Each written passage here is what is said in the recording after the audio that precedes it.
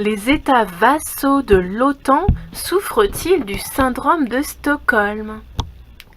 Le syndrome de Stockholm s'applique aux personnes détenues dans une prise d'otage. Après un certain temps, ils se résignent à leur captivité et ils s'allient avec leurs ravisseurs. C'est un peu comme les prisonniers incarcérés pendant une période tellement longue qu'ils ne veulent plus quitter la prison. La prison devient leur foyer naturel, entre guillemets, et ils développent une peur de la vraie liberté et du monde. Il en va de même pour les pays et les États vassaux de l'OTAN. L'OTAN a été formée après la Deuxième Guerre mondiale en tant qu'alliance de défense pour contrer la menace de l'URSS, aujourd'hui disparue. Le pacte de Varsovie était l'alliance de défense équivalente de l'URSS et a été dissous en 1991 avec l'effondrement de l'URSS. L'OTAN aurait également dû être dissoute, mais dans l'esprit du triomphalisme américain, elle avait un nouveau rôle à jouer. Elle continuera d'être dominée par les États-Unis et de faire partie de sa machine de guerre mondialisée. L'Europe a été libérée de l'Allemagne d'Hitler pour être colonisée par l'impérialisme américain. L'OTAN était alors, comme elle l'est aujourd'hui, un moyen efficace pour les États-Unis de contrôler l'Europe intégralement. Contrôler l'Europe empêche également celle-ci de conclure un pacte avec la Russie, car cela constituerait un bloc de pouvoir et un défi à la domination américaine. À Bruxelles, le Premier ministre canadien Trudeau, affirme avec insistance que l'OTAN est aussi pertinente aujourd'hui qu'elle l'était lorsqu'elle a été fondée. Je cite, « La réunion de demain sera l'occasion pour tous nos pays de se consacrer de nouveau à l'OTAN, de démontrer qu'elle est réellement importante, qu'elle fait des choses importantes et que l'ensemble de valeurs et de règles qu'elle a été amenée à défendre il y a plus de 75 ans sont tout aussi pertinentes aujourd'hui qu'elles l'ont toujours été, a déclaré Justin Trudeau. C'est le même Trudeau qui a été congédié son ministre le plus haut placé et ancien chef de parti. Le ministre des Affaires internationales, Stéphane Dion, a été renvoyé parce qu'il avait des idées pour une politique étrangère canadienne plus indépendante. Avec l'arrivée de Trump, Dion devait partir pour apaiser Washington. Dion a été remplacé par une russophobe pure et dure, Chrystia Freeland. En phase avec le moulin à propagande de vocifération occidentale anti-russe, Trudeau et Freeland envoient régulièrement des coups bas contre la Russie. Vociférant est le mot-clé ici, car la diffamation de la Russie en Occident est tellement pandémique qu'elle est suspecte. Les fake news deviennent balistiques. Au moment où Trudeau se rend à Bruxelles, il le fait en tant que manager colonial novice au service des élites du pouvoir.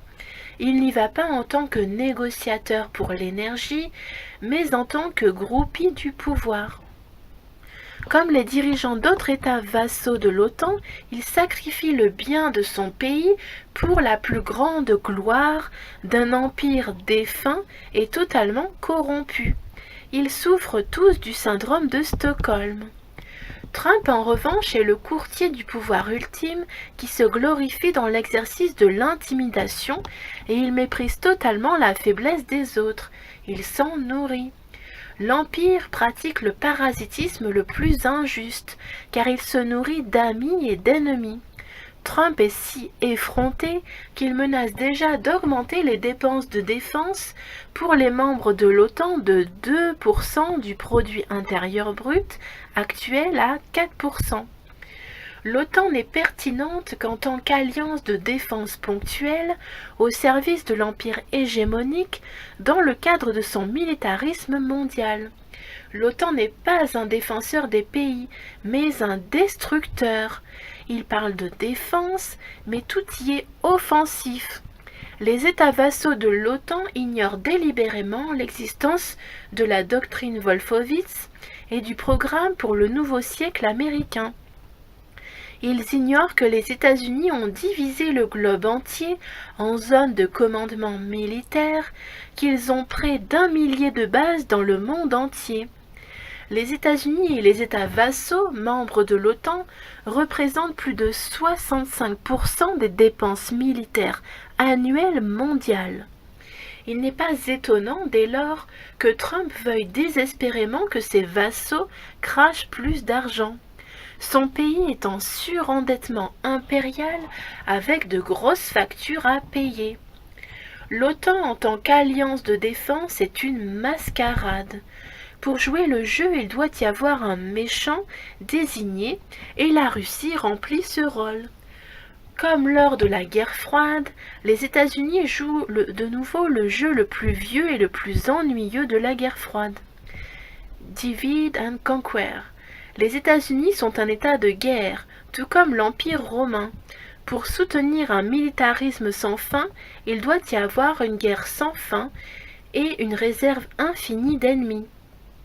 La plupart fabriqués de toutes pièces. Le monde doit être divisé en bien et en mal. Il ne peut y avoir de détente, pas de véritable multilatéralisme. Le progressisme est bloqué et saigné à mort par les salaires de la guerre. Nous gaspillons notre avenir dans la stupidité de la guerre sans fin. Pour que cette sotte stupidité s'épanouisse, il faut aussi qu'il y ait une pandémie de syndrome de Stockholm. Des légions de personnes sont touchées. À partir de nos politicards, on farfouille dans les cerveaux propagandistes des médias que l'on garnit du charabia de nos élites intellectuelles hébétées et on enfonce le tout dans la tête d'un public indifférent. C'est l'alliance psychologique de la malédiction. Si elle n'est pas remise en question, elle empêche l'avenir. L'existence de l'OTAN se résume à de très gros mensonges à l'échelle mondiale, à des prises d'otages et à des extorsions, avec le glas de la civilisation occidentale sonnant au loin. Fin de cet article passionnant.